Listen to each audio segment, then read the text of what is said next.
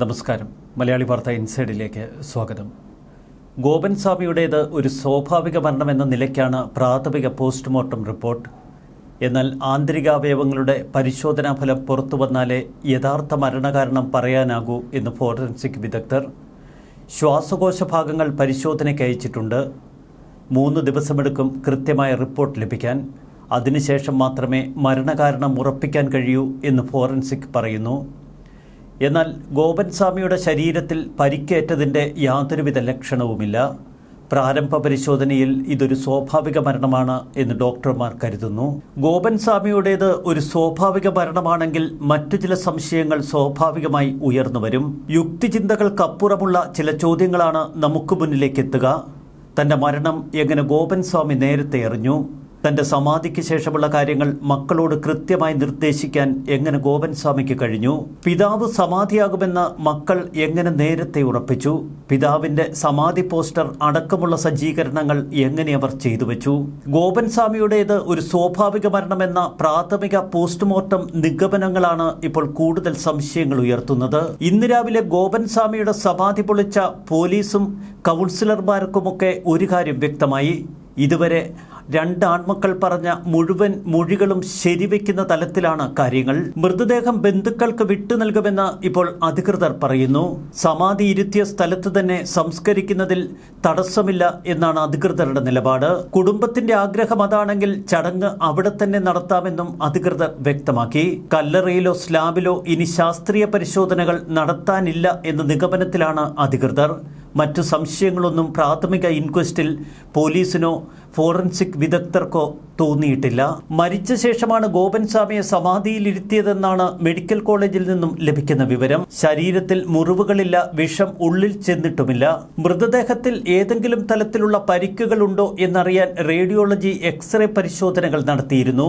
ശ്വാസകോശത്തിന്റെ ഭാഗങ്ങൾ ഫോറൻസിക് പരിശോധനയ്ക്ക് ഇപ്പോൾ അയച്ചിരിക്കുകയാണ്. രാസപരിശോധനയ്ക്ക് ശേഷം ഗോപൻ സ്വാമി ശ്വാസം മുട്ടിയാണോ മരിച്ചത് എന്നതിലടക്കമുള്ള വിശദാംശങ്ങൾ ലഭിക്കും. ഗോപൻ സ്വാമിയുടെ വിവാദ സമാധി പൊളിച്ചപ്പോൾ ഇരിക്കുന്ന നിലയിലാണ് മൃതദേഹം കല്ലറയിൽ കണ്ടെത്തിയത്.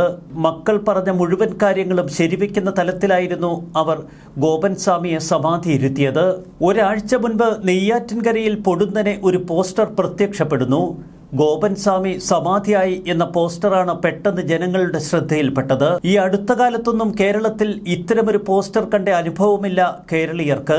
ഇതോടെ മറ്റൊരു വിവാദത്തിന് തുടക്കമായി, സമാധി വിവാദം. പിന്നാലെ മാധ്യമലോകം അപ്പാടെ നെയ്യാറ്റിൻകരയിലേക്ക് പാഞ്ഞു. നെയ്യാറ്റിൻകര ആറാലമ്പൂട് കാവുവിളാകം സിത്തൻ ഭവനിൽ ഗോപനെ കാണാനില്ല എന്ന പരാതി മറ്റൊരു വശത്ത് പോലീസിന് മുന്നിൽ. അയൽവാസികളായ 2 പേരാണ് പോലീസിൽ പരാതി നൽകിയത്. ഇതോടെ വിവാദങ്ങളും ദുരൂഹതകളുമൊക്കെ നാട്ടിലും കേരളത്തിലും വളർന്നു. ഈ മാസം 9-ാം തീയതി പിതാവിന്റെ ആഗ്രഹപ്രകാരം സ്വർഗവാതിൽ ഏകാദശി ദിവസം അദ്ദേഹത്തെ സമാധിയിരുത്തിയെന്നാണ് മക്കൾ മാധ്യമങ്ങളോട് പറഞ്ഞത്.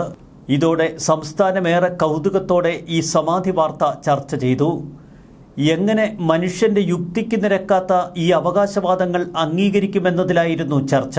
തുടർന്ന് നാട്ടുകാർ മരണത്തിൽ ദുരൂഹത ആരോപിച്ച് രംഗത്തെത്തി. രോഗബാധിതനായി നിരവധി നാളുകളായി കിടപ്പിലായിരുന്നു ഗോപൻ സ്വാമി. അതിനിടയിൽ മരുന്നൊക്കെ കഴിച്ച് ഭക്ഷണവും കഴിച്ച് എങ്ങനെ സമാധി പീഠത്തിലേക്ക് നടന്നുപോയി എന്ന സംശയങ്ങൾ ആദ്യമുയർന്നു. സ്വാഭാവിക മരണമാണ് ഗോപൻ സ്വാമിക്ക് സംഭവിച്ചത് എന്ന് ഭാര്യ സുലോചന ഉറപ്പിച്ചു പറഞ്ഞു. ഭർത്താവ് 3 ദിവസം മുൻപ് തന്നോട് പറഞ്ഞിരുന്നു ഇന്ന ദിവസം താൻ സമാധിയാകുമെന്ന്. അപ്പോൾ പോ ചേട്ടാ എന്ന് താൻ മറുപടി പറഞ്ഞുവെന്ന് ഭാര്യ സുലോചന തീർത്തു പറയുന്നു. മക്കൾ 2 പേരോടും തന്റെ സമാധി കാര്യങ്ങൾ പിതാവ് ചർച്ച ചെയ്തിരുന്നു എന്ന് മക്കൾ പറയുന്നു. രാവിലെ 10:30 മണിയോടെ നേരെ അറയിലേക്ക് ഗോപൻ സ്വാമി നടന്നു പോകുന്നു. പത്മാസനത്തിലിരുന്ന പിതാവിന് വേണ്ടി പുലർച്ചെ 3 വരെ പൂജകൾ ചെയ്തുവെന്നാണ് മക്കൾ പറയുന്നത്. മകൻ രാജസേനൻ നേരത്തെ ഗോപൻ സ്വാമി നിർമ്മിച്ച ക്ഷേത്രത്തിൽ പൂജാതി കാര്യങ്ങളൊക്കെ നടത്തുന്നയാളാണ്. അതുകൊണ്ട് തന്നെ പൂജകളെക്കുറിച്ച് കൃത്യമായ അവഗാഹവുമുണ്ട്. ആരെയും മരണവിവരം അറിയിക്കാതെ സംസ്കാരം നടത്തിയതാണ് പിന്നീട് ഒരുപാട് ദുരൂഹതകൾ പടരാൻ ഇടവരുത്തിയത്. സമാധിയുമായി ബന്ധപ്പെട്ട് 41 ദിവസത്തെ പൂജകളുണ്ട്. കല്ലറ പൊളിക്കാൻ അനുവദിക്കരുത് എന്നാവശ്യപ്പെട്ട് ഇതിനിടയിൽ കുടുംബം ഹൈക്കോടതിയെ സമീപിച്ചു. എന്നാൽ കല്ലറ പൊളിക്കുന്നതിനും പോസ്റ്റ്മോർട്ടം നടത്തുന്നതിനും ഹൈക്കോടതി കൂടി അനുമതി നൽകിയതോടെ ഭരണകൂടം ശക്തമായ നടപടികളിലേക്ക് കടന്നു. ഗോപൻ സ്വാമി എന്നറിയപ്പെടുന്ന ഗോപൻ വീട്ടുവളപ്പിൽ നേരത്തെ ശിവക്ഷേത്രം നിർമ്മിച്ചിരുന്നു. ഗോപൻ സ്വാമി തന്നെയാണ് അവിടെ പൂജകൾ നടത്തിയിരുന്നത്. ഇതിന് സമീപമാണ് ഗോപൻ തന്നെ നിർമ്മിച്ചുവെന്ന് പറയപ്പെടുന്ന സമാധിയറ. മരണശേഷം ദൈവത്തിന്റെ അടുക്കൽ പോകണമെങ്കിൽ മൃതദേഹം വീട്ടുകാരല്ലാതെ മറ്റാരും കാണരുത്, തന്നെ സമാധി ഇരുത്തണമെന്നൊക്കെ മക്കളോട് ഗോപൻ സ്വാമി നിഷ്കർഷിച്ചു. മക്കളിൽ രാജസേനനാണ് കുടുംബക്ഷേത്രത്തിലെ പൂജകൾ നടത്തുന്നത്. മരണം നടന്ന സമയം സുലോചനയും മകൻ രാജസേനനും മാത്രമായിരുന്നു വീട്ടിൽ. സമാധിയാകാൻ സമയമായി എന്ന് അച്ഛൻ അറിയിച്ചതിനാൽ രണ്ടാമത്തെ മകനും മെക്കാനിക്കനുമായ സനന്ദനെ വിളിച്ചു വരുത്തുകയായിരുന്നുവെന്ന് രാജസേനൻ പറയുന്നു. ഇതോടെയാണ് കേരളത്തിൽ പരക്കെ സംശയങ്ങൾ അണപൊട്ടിയത്. തന്റെ മരണം നേരത്തെ തന്നെ ഒരു വ്യക്തി മനസ്സിലാക്കുക, അതനുസരിച്ചുള്ള ക്രമീകരണങ്ങൾ നടത്തുക, ഇതെങ്ങനെ യുക്തിക്ക് നിരക്കും? ഗോപൻ സ്വാമിയെ മക്കൾ കൊലപ്പെടുത്തിയതാവാം എന്ന സംശയം തുടർന്ന് അയൽക്കാർ ഉന്നയിക്കുന്നു. എന്നാൽ ഗോപൻ സ്വാമിയുടെ മൃതദേഹം തിരിച്ചറിയാൻ കഴിയുന്ന നിലയിലായിരുന്നുവെന്നാണ് നടപടികൾക്ക് സാക്ഷിയായ നഗരസഭാ കൗൺസിലർ പറയുന്നത്. ഗോപൻ സ്വാമിയുടെ മുഖം തിരിച്ചറിയാൻ കഴിയുന്ന നിലയിലായിരുന്നു. നഗരസഭാ കൗൺസിലായ പ്രസന്നകുമാർ കാര്യങ്ങൾ മാധ്യമങ്ങളോട് വിശദീകരിച്ചു. ശരീരം മുഴുവൻ തുണി കൊണ്ട് പൊതിഞ്ഞ നിലയിൽ, കല്ലറയ്ക്കുള്ളിൽ ഇരിക്കുന്ന നിലയിലായിരുന്നു ഗോപൻ സ്വാമി. അകത്ത് മുഴുവൻ ഭസ്മമായിരുന്നു. പൂജാദ്രവ്യങ്ങളും അടക്കം ചെയ്തിരുന്നു. മുഖം തിരിച്ചറിയാൻ കഴിയുന്ന നിലയിൽ, ശരീരം മുഴുവൻ തുണി കൊണ്ട് പൊതിഞ്ഞ നിലയിൽ. കർപ്പൂരത്തിന്റെ മണമായിരുന്നു ഈ കല്ലറ തുറക്കുമ്പോൾ. മൃതദേഹത്തിന്റെ വായ തുറന്ന നിലയിൽ, വായ്ഭാഗത്ത് മാത്രം നിറം മാറ്റം. മൃതദേഹം അഴുകിയിട്ടില്ലാത്തതുകൊണ്ട് മെഡിക്കൽ കോളേജിൽ വെച്ച് പോസ്റ്റ്മോർട്ടം ചെയ്യാൻ തുടർന്ന് ഡോക്ടർമാർ തീരുമാനമെടുത്തു. തുടർന്നാണ് മൃതദേഹം മെഡിക്കൽ കോളേജിലേക്ക് മാറ്റുന്നതും പോസ്റ്റ്മോർട്ടം നടപടികൾ ആരംഭിച്ചതും. ഇതിനിടയിൽ ഗോപൻ സ്വാമിയുടെ മകൻ സനന്ദനെ പോലീസ് മെഡിക്കൽ കോളേജ് ആശുപത്രിയിലേക്ക് കൊണ്ടുപോയി. ഇതുവരെയുള്ള ഇൻക്വസ്റ്റ് നടപടികളിലും കല്ലറ പരിശോധിച്ചതിലും പ്രാരംഭ പോസ്റ്റ്മോർട്ടം നടപടികളിലുമൊക്കെ ഇതൊരു സ്വാഭാവിക മരണമാണ് എന്ന സൂചനകളാണുള്ളത്. അതുകൊണ്ട് തന്നെ വലിയ ദുരൂഹതകൾ ആരോപിക്കാനും കഴിയുന്നില്ല. സമാധാനപരമായി കല്ലറ തുറന്ന് മൃതദേഹം മെഡിക്കൽ കോളേജ് ആശുപത്രിയിലേക്ക് കൊണ്ടുപോകാൻ കഴിഞ്ഞതാണ് ഭരണകൂടത്തിന്റെ ഏറ്റവും വലിയ വിജയം.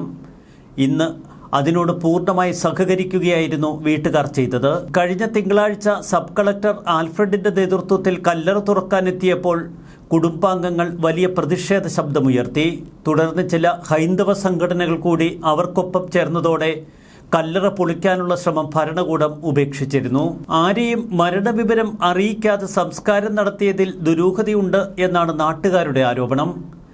എന്നാൽ മരണവിവരം മറ്റാരെയും സംസ്കാരത്തിന് ശേഷമല്ലാതെ അറിയിക്കരുത് എന്ന് പിതാവിന്റെ നിഷ്കർഷ.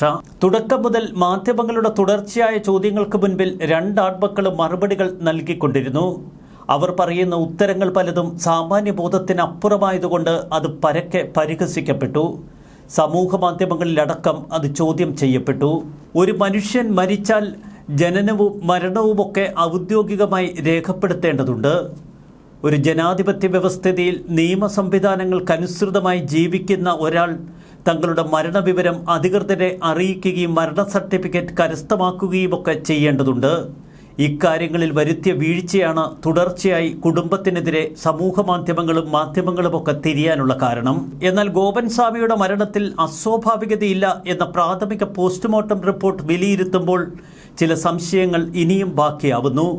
ആ സംശയങ്ങൾക്ക് കൂടി ഉത്തരം ലഭിച്ചാൽ മക്കൾ പറയുന്നിടത്തേക്ക് കാര്യങ്ങൾ എത്തുന്നു എന്നതാണ് ഏറ്റവും വലിയ സവിശേഷത. മക്കൾ പറഞ്ഞ കാര്യങ്ങൾ ശരിയാണോ എന്നറിയാൻ 2 മാർഗങ്ങൾ കൂടി ഇനി പോലീസിന് മുന്നിലുണ്ട്. ആ കുടുംബാംഗങ്ങളെ വ്യത്യസ്ത സാഹചര്യങ്ങളിൽ ചോദ്യം ചെയ്യുക. അവർ പറയുന്നത് ഒരേ മൊഴിയാണെങ്കിൽ അത് പൂർണ്ണമായി കേരളം ഉൾക്കൊള്ളേണ്ടി വരും, വിശ്വസിക്കേണ്ടി വരും. ഹൃദയഭാഗം വരെ കർപ്പൂരവും ഭസ്മവും അടക്കമുള്ള സുഗന്ധദ്രവ്യങ്ങൾ കൊണ്ട് മക്കൾ തന്നെയാണ് പിതാവിനെ മൂടിയത്. മുഖത്തും ശിരസിലുമൊക്കെ വിഗ്രഹത്തിൽ ചാർത്തുന്നത് പോലെ അവർ കളഭം ചാർത്തി. പിന്നീട് പിതാവ് വാങ്ങിവെച്ചിരുന്ന ശിലയെടുത്ത് സമാധി മണ്ഡപം മൂടി. നെയ്യാറ്റിൻകര ഗോപന്റെ മരണത്തിൽ അസ്വാഭാവികതയില്ല എന്ന് അധികൃതർ വ്യക്തമാക്കുമ്പോൾ ആ കുടുംബം പറയുന്ന കാര്യങ്ങൾ പൂർണ്ണമായി നമ്മൾ വിശ്വസിക്കേണ്ടി വരും. വിശദമായ ശാസ്ത്രീയ പരിശോധനകൾ പൂർത്തിയാക്കി മൃതദേഹം വിട്ടു നൽകുമെന്നാണ് ഇപ്പോൾ അധികൃതർ പറയുന്നത്. മറുവശത്ത് മാധ്യമങ്ങളോട് ഇപ്പോൾ പ്രതികരിക്കാതെ വീട്ടുകാർ. ന്യൂസ് ഡെസ്ക് മലയാളി വാർത്ത ഇൻസൈഡ്.